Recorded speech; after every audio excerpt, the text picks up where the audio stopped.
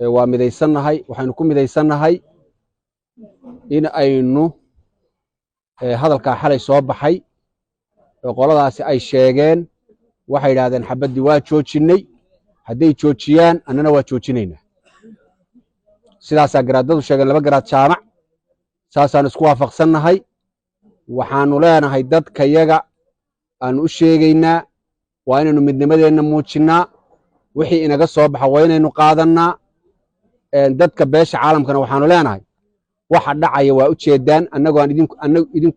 aan idiin sheegin baad og tihiin haddii qoladaasi xabadda joojisay waa laga hadlay simadii baa ka hadlay iga horreeyey waa ku waafaqsannahay dadkayagana waxaannu leenahay hal waddaynu ka wada baxaynaa xabadda haddii laynaga joojiyeynana waa joojinaynaa waa midoobaynaa danteennaynu u midoobaynaa waxa laynoogu soo jawaabo oo beesha caalamka iyo dowladda soomaaliya iyo ku soo jawaabanna waa arkaynaa saasaynu ku midaysannahay midnimada ayaan la kala dhantaalin fawda yaan la samaynin khalad yaan la samaynin qof aan meel loo dirin iyuu iska ordin qof marka meesha laguu diro ayaad insha allahu tacaala dadaali doontaa ballanteennu sidaa weeye aad baa u mahadsanta intiina maqlaysa iyo intiina arkaysaba waa salaamaynaa salaan kadib halkan waxaa saaka ku kulmay isamadii iyo guddidii 3 ahayd waxaana la isku raacay arrin laba garaad jaamac ku hadleen iyagoo isamada kale wada fadhiyaan iyo guddiduba xabad joojinta xalay lagu dhawaaqay waxaa ka jawaabay xagga internationalka labadaa garaad intayada kalena waa la fadhin oo waa wakiil bay nooga yihiin oo waa ku raacsannahay dadka dadweynaha aanu mas-uulka ka dhahayna waxaanu u sheegaynaa si aan xanta laynoo caadaye fawda iyo waxaa loo odhan go'aankaa garaadadu soo saareen ee aanu u dhannahay ee guddidu u dhan tahay in la qaato aan wax fawda ah ayaynaga iman hadalka oo cusub ku dari maynee xabaddii ay joojiyeen ee sheegeen wataa iminka gees walba ka dhacaysa iyagaana weerar oo garaacaya magaaladii iyo dadkiiba waxaanan leenahay sidaa garaadada hore u hadleen yaanu ku raacsannahay isamadayada iyo guddidayada iyo kulligayaba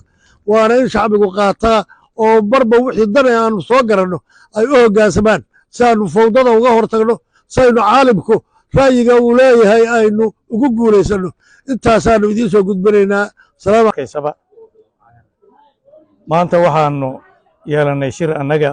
isimada iyo guddidii waxaannu bixinnay go'aamo u jawaabaya international communitiga xaaladdeennu meeshay marayso waxaannu ka doonaynaa dadweynaha iyaga go'aamada lagama maarmaankaa annagoo u dhan haddaannu isimannahay iyo haddaannu nahay haddii guddidii 33 ay nala joogeen go'aamada aannu baahinnay ee sheegnay ee jawaabta ah in la qaato ayaannu idinka codsanaynaa wabillahi towfiiq wasalaamu calaykum wasalaatu calaa sayidina maxamed wacala aalihi wasaxbihi ajmaciin kolay sidaa ismada iga horeysay sheegeen saxaafadeedkii ka soo baxay qolada tan musabixi iyo maamulkiisa xabad joojin bay ku dhawaaqeen shuruud la'aana taan maanta isugu nimid jawaabteedu waa taa laba garaad jaamac garaad cali iyo garaad jaamac garaad ismaaciil ay ka jawaabeen iyagoo kalmateenka iyaga nooga mas-uul ahaa haddaanu nahay ismada iyo inta kale annaguna hadda waxaan ku taakiidinaynaa uun aragtidayada inaan dadweynaha iyaga bulshada la gaadhno lanada wadaagno arrintaas xabad joojinta waxaan aqbalaynaa marka ciidamada la kala qaado iyana kooda qaataan waa xakamayn karnaa laakiin saxaabad iyago nagu wadaan oo nagu socota xabad joojin kama imanayso kalmateenka intii loogu talagalay bulshada caalamka in la wadaagana waa kelmadahaas garaad jaamac garaad cali iyo garaad jaamac garaad ismaaciil ay adres gareeyeen idinkana saasaan doonayna inaad noola socotaan xabad joojintayadu waxay dhici kartaa uun marka ciidamada la kala qaado qolo kastaaba teeda geysato meesha loogu talagalay ama loo cayimay inagu teenu magaalada iska joogta magaalada kama baxayno laakiinse toodu waa inay ka aadaan meel ka baxsan magaalada oo ah meesha loo cayimay marka idinkuna saa noola socda haddii jiraan xaajooyin kaloo laga yaaba inaan ka warhaynin oo aan ka warhayno ayaa jira markaasaa ula socda wabillahi towfiiq bismillaah shirkaygan saaka waxaan ku soo saaranaa hadalkii simadii hore yiraahdeen waxaanuna aad u ta'kiidinaynaa mar hore iyo mar dambe dadkani inay ahaayeen kuwa lagu soo duulay ee ayan ahayn kuwa iyagu xabad ridayey ama dagaal waday waxaanuna u sheeganaa beesha caalamka ummadda Soomaaliyeed dawladda federaalka ummadda islaamka kuwa kanala dagaalamaya oo Soomaalinimo iyo walaaltinimo ay markii hore naga dhaxaysay had yartan anagu aanan colaad gaar u qaban iyagu yihiin daalimiin weerara